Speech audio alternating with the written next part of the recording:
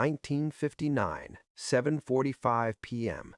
The Red Rooster Club was already full when Bumpy Johnson arrived. Not loud, not alive, just full. Smoke hung low, thick enough to soften the light, thin enough to let every face remain visible. Glasses rested untouched on tables. Chairs were angled toward the center of the room without anyone admitting they had moved them. Conversations had slowed into fragments, words that never quite landed. Something had already happened. Everyone knew it. No one said it. Bumpy stepped inside and paused just long enough for the room to register him. No rush, no announcement. His coat still on, his hat still low, his eyes calm, measuring, already ahead of the moment everyone else was trapped inside. This wasn't an entrance. It was a confirmation. Men straightened without meaning to. A few stood, a few didn't dare. Someone near the bar reached for a drink and stopped halfway, glass hovering in the air, unsure whether movement was allowed. Bumpy didn't acknowledge any of it. He walked forward, slow and deliberate, shoes quiet against the floor. Each step felt heavier than the last, not because of sound, but because of anticipation, because every man in that room understood what silence meant when it belonged to him. Raymond Quick Lewis sat near the center. He hadn't moved since Bumpy walked in. Raymond's back was straight, too straight. His hands rested flat on the table like he was trying to show they were empty. He didn't turn, didn't look, he didn't need to. He could feel it, the shift, the weight settling behind his eyes. This was the moment after the incident, not the incident itself, that had already passed through the room hours earlier, whispered from mouth to mouth, gaining shape without ever being spoken out loud. A deal, a number, a name carried halfway through a sentence, and then dropped, as if finishing it would invite consequences too quickly. Bumpy reached a chair opposite Raymond and stopped. He didn't sit. That was the first signal. The room leaned forward without moving. A few men near the walls exchanged glances, quick and careful, not curiosity. Calculation. Everyone was measuring how long the silence would last and what it would cost when it broke. Raymond finally turned his head.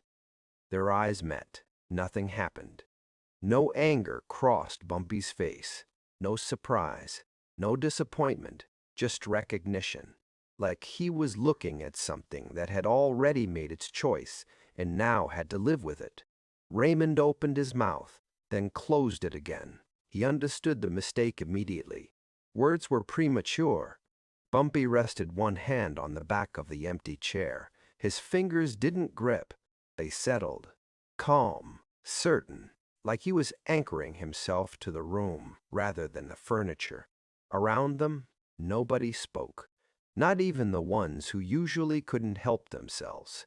This wasn't fear. It was instinct, a shared understanding that whatever was about to happen didn't belong to the crowd. It belonged to the moment. Somewhere near the door, a uniformed officer stood with his back half turned to the room. He hadn't left. He hadn't intervened. He hadn't acknowledged Bumpy at all. Just a presence. Official. Passive, waiting for a reason that wouldn't come.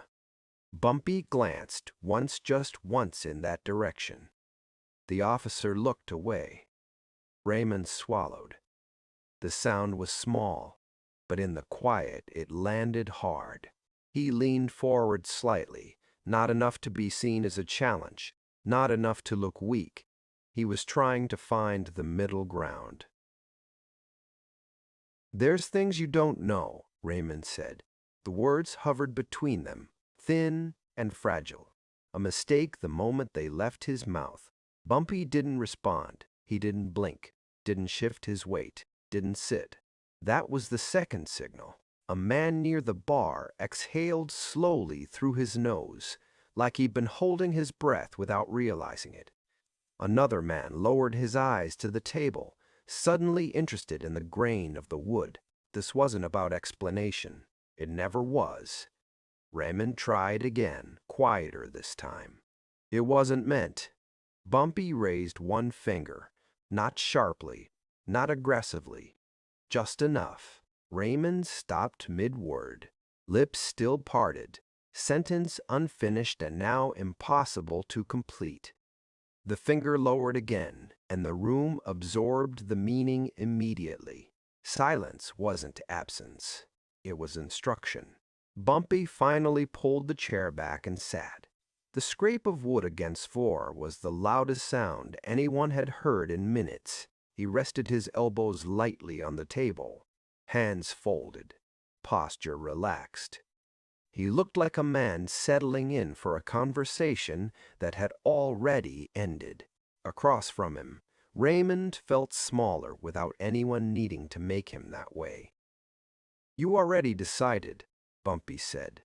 His voice was even, measured, no accusation in it. Just a statement of fact. Raymond shook his head too quickly. "I was forced. That did it. Not because it was offensive, because it was revealing." Bumpy tilted his head slightly, considering the words like an object placed on the table between them. Around the room, men shifted in their seats. Forced meant desperate. Desperate meant careless. Careless meant dangerous. Bumpy leaned back. The chair creaked under his weight, old wood responding to a familiar presence. He looked around the room, not to assert dominance, not to threaten, but to remind. These were men who had eaten because of him.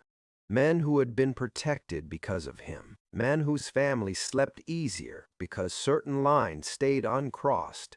And tonight, one of those lines had been stepped over. Publicly, a few tables away, someone stood up slowly, unsure whether sitting was still appropriate.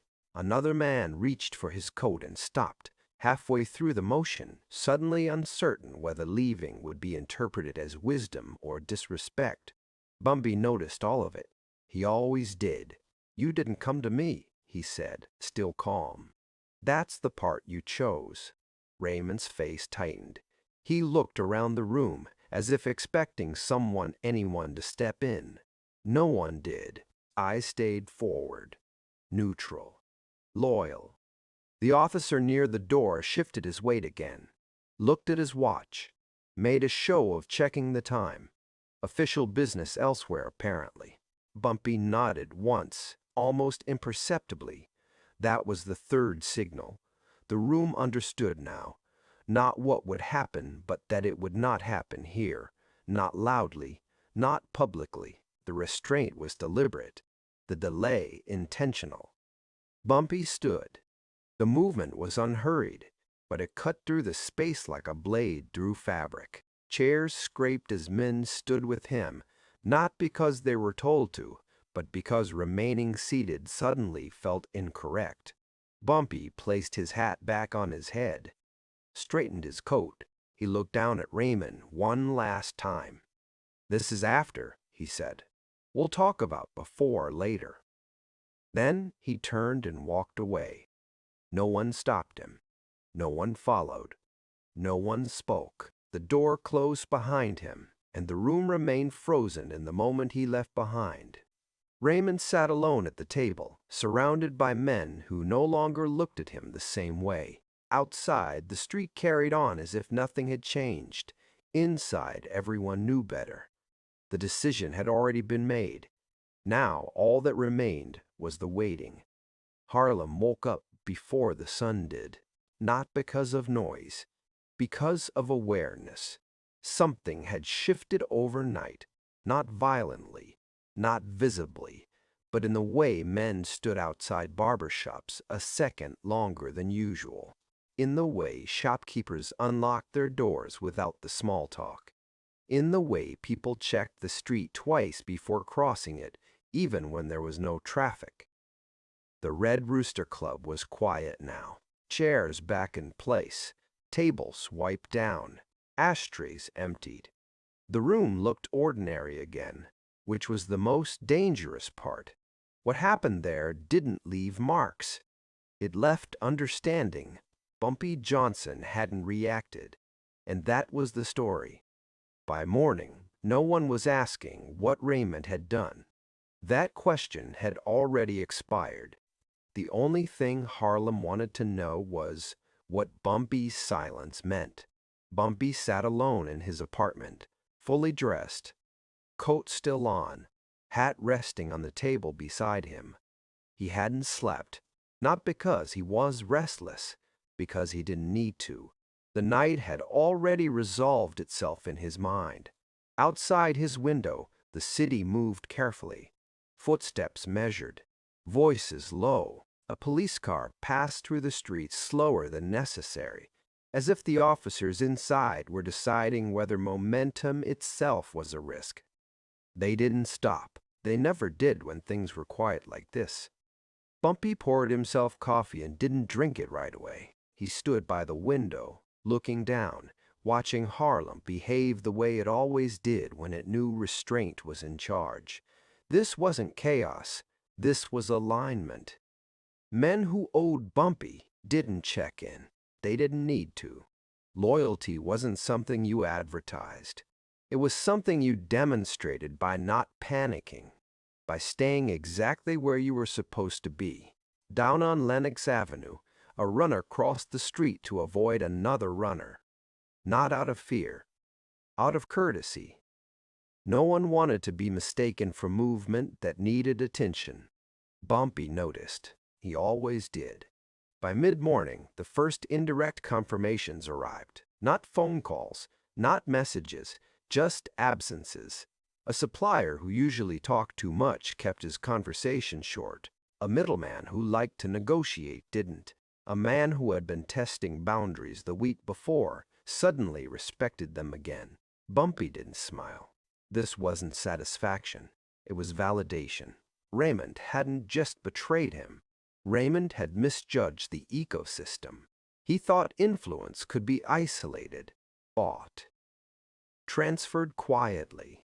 He forgot that Harlem wasn't a market. It was a memory, and memory had a way of correcting things without being instructed. At a precinct a few blocks away, a lieutenant reviewed his morning notes twice and still didn't act. Nothing actionable, nothing reportable. No incident, no disturbance, just an unusual lack of friction where friction usually lived. He closed the folder. Let it breathe, he said to no one in particular. No one argued.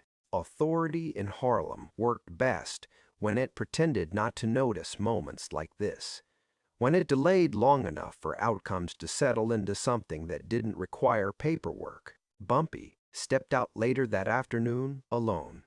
No entourage, no protection visible. He didn't need it.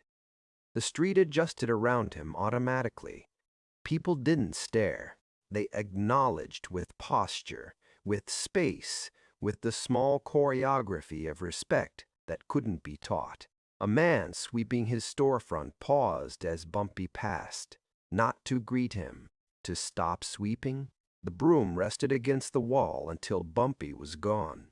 At a corner cafe, two men arguing lowered their voices without realizing why. The argument didn't end. It just became careful. This was Bumpy's authority, not volume, not threat. Memory reinforced by consistency. Raymond Quick Lewis didn't leave his apartment that day. He sat by the window, blinds half drawn, watching the same street from a different angle. The phone didn't ring. That was worse than if it had.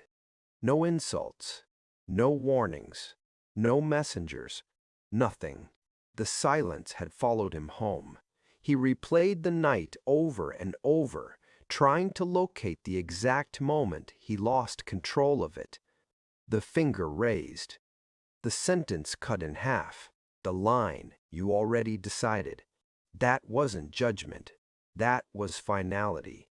Raymond understood something now that he hadn't before. Bumpy wasn't waiting for explanations. He was waiting for alignment. And alignment could only happen one way, later, in the right place, on Bumpy's terms. Back on the street, A patrol car slowed near a corner known for trouble. The officer inside looked, hesitated, then drove on. Nothing happening, nothing to interrupt, nothing to insert himself into. That was the pattern. Authority didn't retreat loudly. It just created space. By evening, Harlem had adjusted fully. The rhythm returned, but altered, like a song played in a lower key. Still recognizable, still controlled, but with a warning embedded in the silence. Bumpy returned home as the sun went down. He removed his coat, set his hat down carefully, sat at the table without turning on the lights. He didn't need them. This wasn't the aftermath. This was the settling. The incident itself would never be spoken about clearly. Not in rooms like the Red Rooster. Not in police files. Not even in whispers that lasted longer than a sentence. But its meaning had already spread. You could do many things in Harlem. You could even make deals. What you couldn't do was turn loyalty into currency without asking the man who made loyalty valuable in the first place. Bumpy closed his eyes just for a moment. Not to rest, to wait, because now that Harlem understood the silence, the next part wouldn't require effort. It would arrive on its own. Pressure doesn't arrive loudly. It settles. By Friday night, Harlem had adjusted to the silence the way a body adjusts to cold water slowly, involuntarily, with every nerve aware that something underneath the surface was still moving. Bumpy Johnson walked into the Savoy corridor without announcing himself. Not the ballroom, not the music, the space beside it. A place people pass through, not a place they claimed. That mattered. He chose the in-between. The floor creaked softly beneath his shoes. A janitor paused his work, mop resting against the wall, eyes lowering without instruction. Bumpy nodded once, not in thanks, but in acknowledgement of shared understanding. The pressure was already working. Earlier that day, a man who'd always been early arrived late. Another who liked to negotiate tried to pay full without discussion. A third avoided eye contact entirely, as if looking directly at Bumpy might force a question he didn't want answered. No one mentioned Raymond. That was how Bumpy knew the name was circulating properly. Pressure doesn't need repetition, it needs consensus. Outside, a black sedan idled too long at the curb. Inside it, two men waited without speaking. They weren't from Harlem. Their suits were too clean, their posture too stiff. They were learning, slowly, that confidence borrowed from money didn't travel well across memory. They didn't get out. They drove off.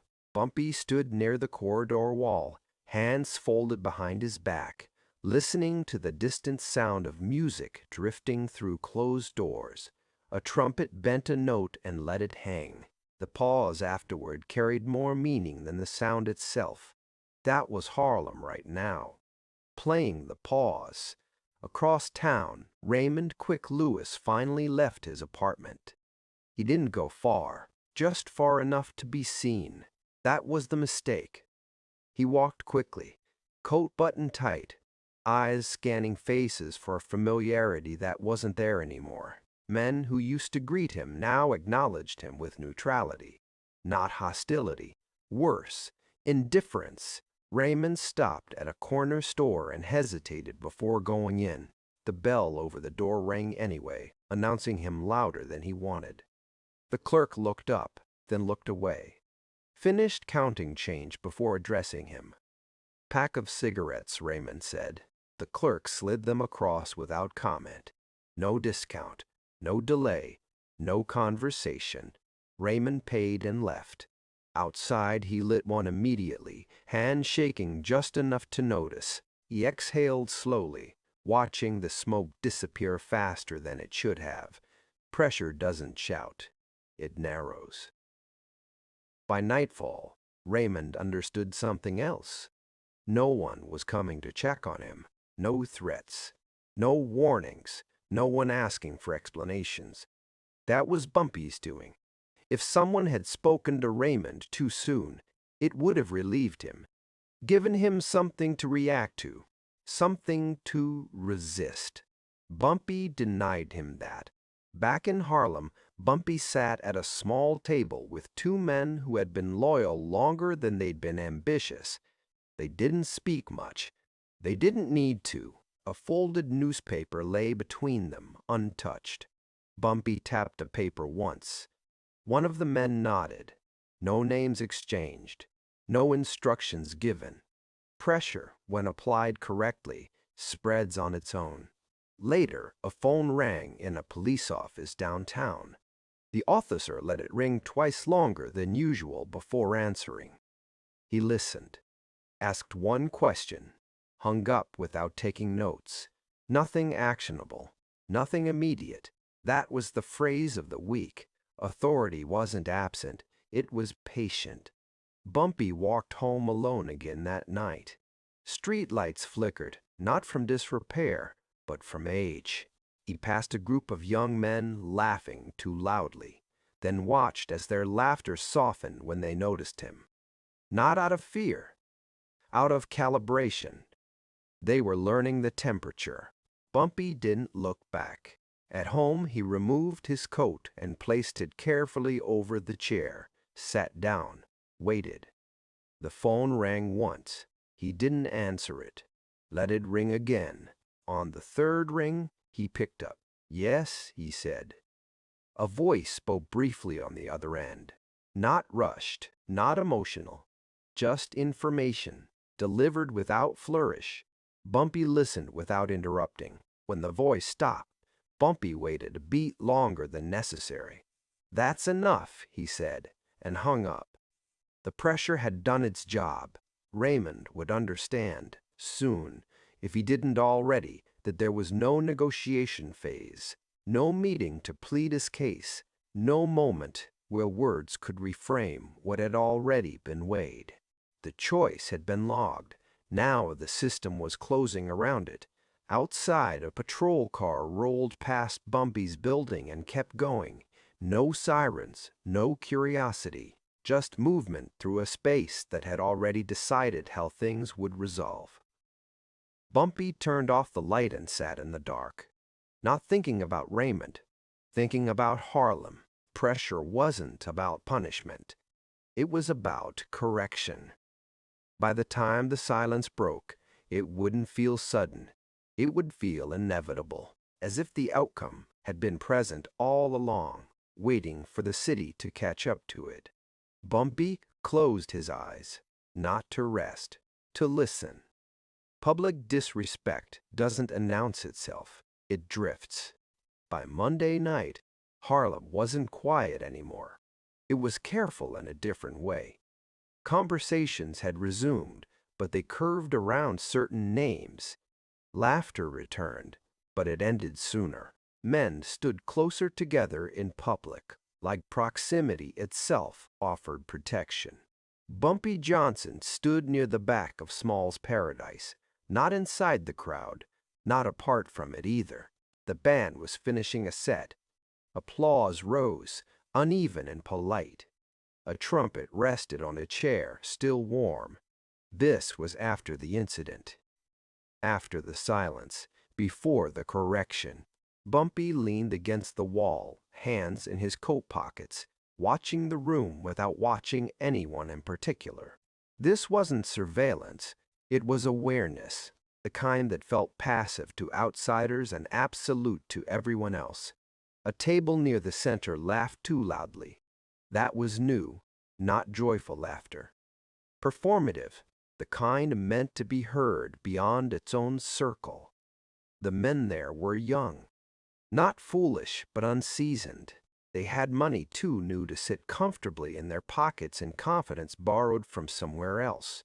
One of them said Raymond's name, not fully, not directly. Half a sentence, a pause, a shrug that implied the rest. The table laughed again. Bumpy didn't move. The sound traveled. Heads turned. A few men looked at Bumpy instinctively, then looked away just as quickly. No one wanted to be caught measuring his reaction. This was public now. That mattered. Public disrespect wasn't about volume. It was about implication, about allowing the room to believe something had changed without anyone stating it outright. Bumpy stayed where he was. The men at the table grew bolder. Another comment followed, still indirect, still careful, but deliberate. They were testing the air, seeing if the silence meant space. It didn't. At the bar, a uniformed officer nursed a drink he hadn't paid for. He watched the room through the mirror, eyes flicking toward Bumpy, then toward the table, then away again. He didn't intervene, not because he couldn't, because this wasn't disorder yet. This was tension, and tension didn't justify action. Bumpy shifted his weight slightly. Not enough to signal intention, just enough to recenter himself in the room. The movement was subtle, but it rippled outward anyway. Conversations dipped. The band hesitated before starting the next set. The laughter stopped. Too late. Bumpy pushed off the wall and walked forward, not toward the table, toward the bar. His path cut close enough that the men could see him without being addressed. That was the point. He ordered a drink he wouldn't finish. The bartender poured it carefully, hands steady, eyes respectful. No words exchanged, no questions asked. Behind Bumpy, the table had gone quiet. One of the younger men cleared his throat, suddenly aware of how exposed they were. Another leaned back, crossing his arms, trying to look unconcerned. The officer at the bar checked his watch again. Nothing to see here. Bumpy took a sip and set the glass down. He turned, not toward the table but toward the room. "Some things sound different," he said. Voice calm, conversational, pitch just loud enough to travel, depending on who hears them. The room froze. No accusation, no threat, no name, just context. The men at the table stared at their hands. One of them smiled nervously, as if waiting for permission to laugh it off. It didn't come. Bumpy continued, still not looking at them. "Silence isn't empty," he said. "It's occupied." That was enough. He picked up his glass, took another sip, then left it untouched. Turned and walked toward the exit. No one stopped him. No one followed. Behind him, the room exhaled. The band didn't start playing again right away. Outside, the night air felt heavier. Bumpy stepped onto the sidewalk and paused, listening, not for footsteps, for alignment. Across the street, a patrol car idled with its lights off. The officers inside watched him through the windshield. When Bumpy glanced their way, they looked forward. The car drove on. Public disrespect had been addressed, not punished, corrected. By morning, the story had changed. Not officially, organically. The laughter from Small's paradise became a footnote. The half-sentence became a cautionary tale.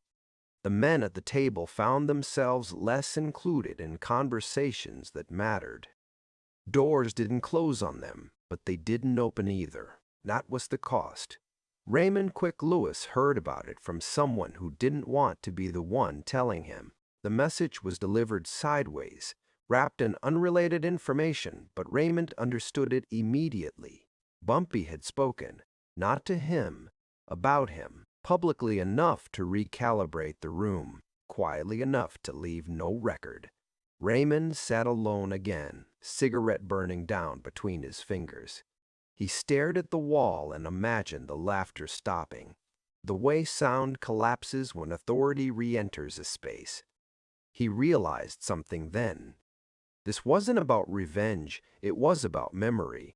Bumpy was reminding Harlem how to remember him. Back at his apartment, Bumpy removed his coat and placed it on the same chair, sat at the table. The phone rang once. He let it ring. Then again. On the third ring, he picked up. "Yes," he said. A voice spoke briefly. Not apologetic, not defensive, just aware. Bumpy listened, said nothing. When the voice stopped, he waited a beat. "That'll do," he said, and hung up. Public disrespect had reached its limit. The room was aligned again. What came next wouldn't need witnesses. The room was already quiet when Bumpy Johnson arrived. Not emptied, not abandoned, just settled. This time it wasn't a club. It wasn't music or laughter or smoke doing the work. It was a private dining room above a closed restaurant, lights dimmed low enough to soften faces, bright enough to remove ambiguity.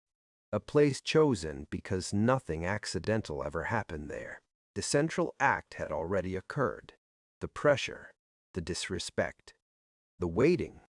Now came the alignment.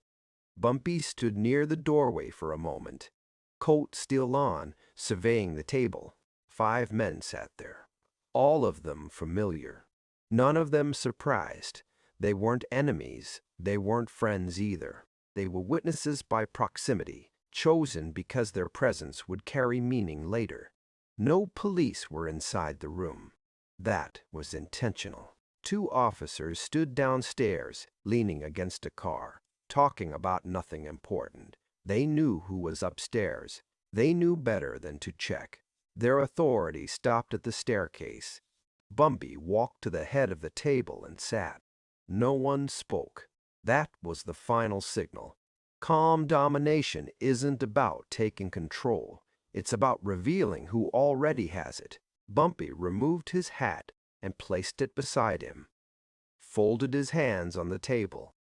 He didn't look at anyone in particular when he spoke. "This took longer than it should have," he said. The sentence landed softly. No edge, no heat. But every man there understood it wasn't a complaint, it was an observation. One of the men shifted in his chair, instinctively preparing to respond. He stopped himself. Talking first felt inappropriate, like interrupting a verdict. Bumpy continued. "When people don't react," he said, "they assume space." A pause. That's how mistakes grow legs. Still no names. Still no accusation.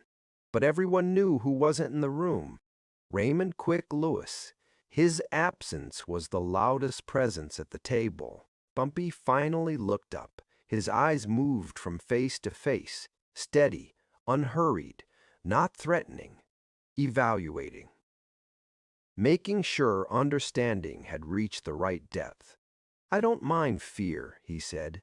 "Fear is honest." Another pause. "What I don't allow is confusion." That was the line, not delivered loudly, not underlined, just placed exactly where it belonged. One of the men nodded slowly. Another lowered his eyes. A third took a breath he didn't realize he'd been holding. The message was complete now, not just received, but internalized. This wasn't about Raymond anymore. It never really was. It was about correcting the assumption that silence meant vacancy, that restraint meant weakness, that loyalty could be itemized and sold without consequence. Bumpy leaned back slightly. "The street doesn't need noise," he said. "It needs memory." Downstairs, one of the officers checked his watch, looked up at the dark windows above, then looked away. No reason to go up. No disturbance reported.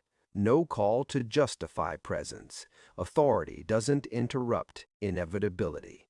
Back upstairs, the men at the table finally understood why they were there. Not to participate, to observe. To carry the recalibration back into the city without having to explain it. Bumpy stood. Chairs scraped instinctively as the men followed suit.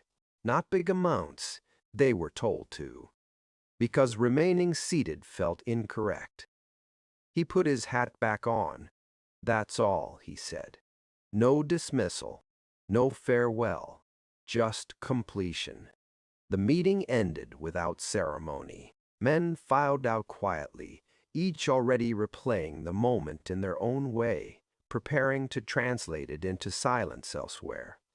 Bumpy was the last to leave. Outside, the air was cold and clear. The officers nodded as he passed. Respectful, neutral. Gone the moment he was. Bumpy walked alone down the street, hands in his coat pockets, footsteps steady. No one followed. No one needed to. The decision had been finalized without spectacle. Calm domination didn't look like violence. It looked like alignment. Somewhere across the city, Raymond Quick Lewis sat alone, unaware of the exact words spoken, but fully aware of their effect. He felt it in the way the phone stayed silent, in the way doors no longer opened automatically, in the way his name now required explanation. Bumpy didn't think about him. That part was finished. What mattered was that Harlem understood again. Silence wasn't empty. It was occupied, and it answered to him. The city didn't mark the morning in any special way. No headlines, no sirens, no funerals moving slowly through the streets. Harlem simply woke up, aligned. The aftermath never announces itself. It settles into routine so cleanly that people forget there was ever disorder to begin with. That was the real measure, what had happened, not who was missing, but how smoothly life continued without them. Bumpy Johnson stood at his window as dawn crept in, the light soft and pale against brick and concrete. He hadn't been waiting for anything specific. He was watching patterns return to their proper shape. A delivery truck stopped where it always stopped. A shopkeeper opened on time. Two men argued on a corner, then resolved it without escalation. The street remembered how to behave. Somewhere else in the city, a police report remained unwritten. An officer skimmed his notes, paused, then closed the folder. Nothing to file, nothing that could be described without explanation, and explanation was exactly what no one wanted. Authority prefers clarity. This was resolution. Raymond Quick Lewis didn't disappear. That was the part people misunderstood later. He still walked the streets, still paid for coffee, still existed in rooms, but he no longer occupied space. Men didn't make room for him anymore. Conversations adjusted when he approached. Decisions were made without his presence being requested or required. He hadn't been punished. He'd been repositioned, and in Harlem, position was everything. Raymond realized this slowly, first in the way calls stopped coming, then in the way favors were returned colder than they were given. Finally, in the way his name now carried a pause after it, as if people needed to decide whether it was still relevant. That pause was permanent. Bumpy never checked on him, never asked about him, never needed confirmation. Once alignment was restored, the incident no longer mattered. That was legacy thinking. Later that week, Bumpy walked through the neighborhood as he always had, alone, unhurried. Men nodded. Women greeted him politely. Children moved instinctively out of his path, not in fear, but in recognition of order. This was what he protected. Not territory, not income, not reputation. Structure. A structure where loyalty wasn't demanded, it was understood. Where restraint carried more weight than reaction. Where violence was possible, but rarely necessary. At a precinct office nearby, an officer mentioned Bumpy's name in passing. Another officer responded with a shrug. "Things are quiet," he said. That ended the discussion. Quiet was success. Years later, when people spoke about that period, they never agreed on details. Some said Raymond sold information. Others said he sold access. A few claimed it was money. A few claimed it was fear. None of that mattered. What lasted was the lesson, that after the incident, whatever it truly was, Bumpy Johnson didn't react, and because he didn't, everyone else did. They adjusted, they recalibrated, they remembered. That was his power, not the ability to destroy, but the discipline to delay. Not the noise of authority, but the patience to let the city correct itself in his shadow. Bumpy returned home that evening, removed his coat, and placed it on the chair where it always went, sat at the table, turned off the light. Nothing else needed doing. The legacy was intact, and Harlem once again knew exactly who it belonged.